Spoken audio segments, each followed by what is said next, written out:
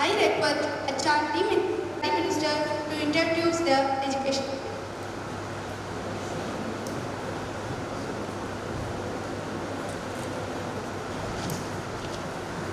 The HRD Minister can introduce the bill. Honorable Speaker, may I introduce the educational bill? Yes, proceed. Thank you, Speaker. The vision of India's new education system was accordingly being crafted to ensure that it touches the life of each and every citizen, consistent with the ability to contribute to many growing developmental imperatives of this country. We have proposed the revision and revamping of all aspects of the education structure, its regulation and governance to create a new system that is aligned with the aspirational goal of the 21st century. The idea that education must result in the full development of the human personality is included in the bill. A study conducted by NCERT titled The Impact of Preschool Education on Retention in Primary Grades on 30,000 children illustrated strong and direct correlation between exposures to preschool education and retention rates. Basic features of the Right to Education Bill. It describes the modalities of the importance of free and compulsory education for children between 6 and 14 in India under Article 21A of the Indian Constitution. India became one of the 135 countries to make education a fundamental right of every child when the Act came into force. The Act makes education a fundamental right of every child between the age of 6 and 14 and specifies minimum norms in elementary schools. It requires all private schools to reserve 25% of seats to children. Kids are admitted into private school based on economic status or caste-based reservation. It also prohibits all unrecognized schools from practice and makes provisions for no donation or capitation fee and no interview of the child or parent for admission. The Act also provides that no child shall be held back, expelled or required to pass board examination until the completion of elementary education. There is also a provision for special training of school dropouts to bring them up to par with students of the same age. The Right of Children to Free and Compulsory Education Act. This Act may be called the Right of Children to Compulsory Education Act. It shall come into force on such date and the central government may by notification in official gazette appointment. In the Right to Children to Free and Compulsory Education Act for Section 16, the following sections shall be submitted, namely, there shall be regular examination in the 5th class and in the 8th class in the end of every academic year. If a child falls in examination referred in subsection, he shall be given additional instruction and granted opportunity for re-examination within a period of 2 months from the date declaration of the result. The appropriate government may allow schools to hold back a child in the 5th class or the 8th class or in both classes in such manner and subjected to such conditions may be prescribed if he fails the re-examination referred to in subsection 2, provided that the appropriate government may decide not to hold back the children in any class till the completion of elementary school. No child shall be expelled from a school till the completion of elementary education.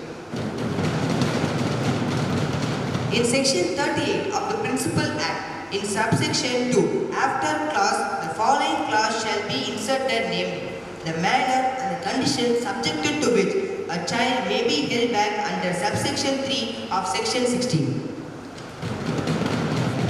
Significant expansion and strengthening of facilities for early childhood education. The new curriculum and pedagogical framework for early childhood education will be delivered to children up to the age of 6 via a 4-pronged approach. Strengthening and expansion of the Anganwadi system to include a robust education component, co-locating Anganwadis with primary schools, co-locating preschools with primary schools where possible, building stand-alone preschools. All the 4 of the above approaches will be implemented in accordance with local needs and feasibility of geography and infrastructure. Overall, the goal will be to ensure that every child of 0 to 6 years has free and easy access to quality ECC. This will require suitable monitoring of quality and outcome for each of the 4 methods in each state. This will ensure excellent care, nurture, nutrition, physical activity, physio-social environment and emotional stimulation during a child's first 6 years are thus considered extremely critical for ensuring proper brain development and consequently desired learning curves over a person's lifetime. By introducing this bill, today we are having 70,000 recognized schools and by year 2020, we would be having 1,25,000 recognized schools. By this bill, most of the states will have high literacy rates. The target children in the primary and secondary is of 5 years to 15 years, where we are providing uniform, midday meal and NCERT book compulsorily, and teachers' appointment will be up to 1 lakh. Capacity building program to the teachers will also be included. This bill will be a concurrent bill. These are the recommendations. Thank you. What are the steps you have taken to improve the skills and abilities of the students living in forest areas?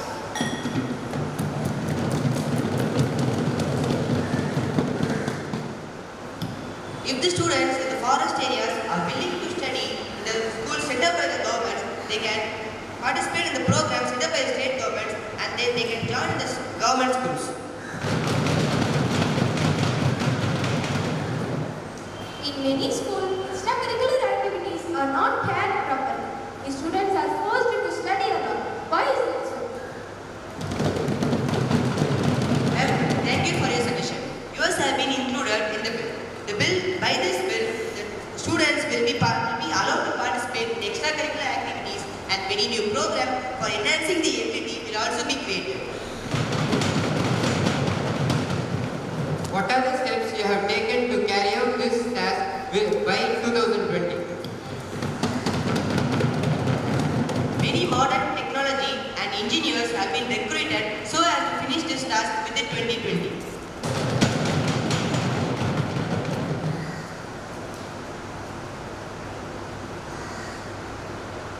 There are families in villages with no father or mother.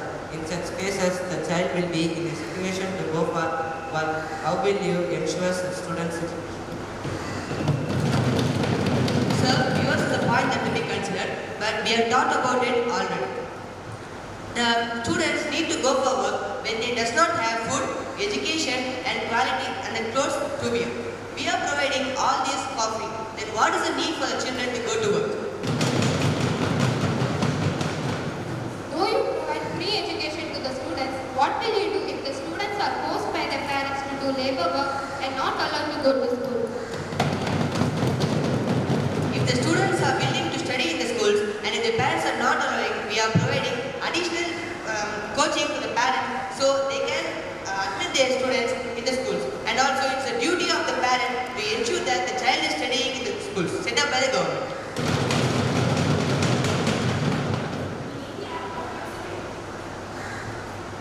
In India, approximately the 25% are disabled that they feel inferior to study with the students who have everything. So they are forced to stop their education. What steps you are going to take for this? Ma'am, thank you for your interest. We have considered it already. That is, by this we are implementing integrated learning. That is, the students who are well and who are disabled study with par with each other. So we are helping to create a social environment. What are the infrastructures made by you to overcome the structure of schooling in our country? And also, what will be the infrastructure made for the disabled children? Ma'am, all the basic structures needed for disabled people and also normal students will all be made in the schools compulsorily, and also it is our duty to make the disabled student par with the normal students. This bill is ensuring only elementary education for all these students. After that, what will they do study more without fees.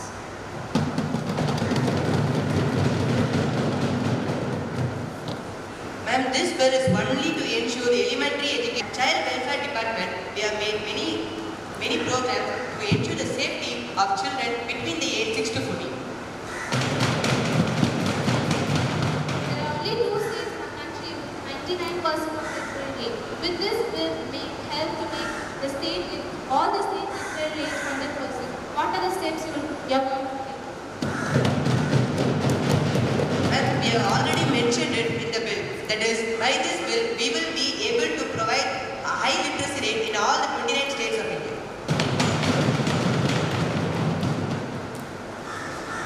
The bill states that education is compulsory and free for all students across the country.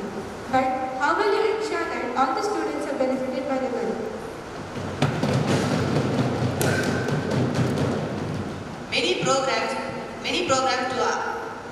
that make the children aware of this bill has been introduced for the past years. So when this bill has been introduced, they will be able to access the quality education. With Health Minister, we are planning to set up these water recycling projects in each and every school, so we can clean water, we can supply clean water to the schools and also the people around the area. You have said that there will be inspections in the government schools. If the officers who are inspecting are not working properly, how would you ensure that the working of the government schools? As you said before, 1,20,000 schools are going to be built. So, the agricultural lands are decreasing. If you are going to build 1,25,000 schools all over India, where will you plant the crops? Sir, I would like to correct you a little. All the lands in India are not used for agriculture. There are some lands which are dry and arid and they cannot be used for agriculture. We can build schools in this land. And also many industries in India, so we can reduce the number of industries and we can reduce various type of pollution by this way.